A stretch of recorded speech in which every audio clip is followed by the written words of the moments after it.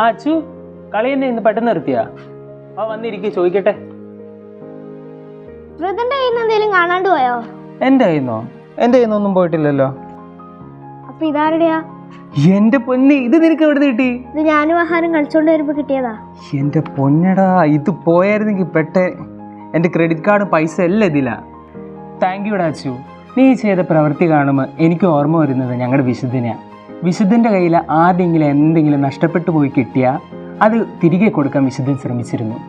നമ്മുടെ അനുദിന ജീവിതത്തിലും നമുക്ക് എന്തെങ്കിലുമൊക്കെ ഇങ്ങനെ ആരുടെയെങ്കിലും കളഞ്ഞു കിട്ടാറില്ലേ? നമ്മളത് തിരികെ കൊടുക്കാനായിട്ട് ശ്രമിക്കാറുണ്ടോ?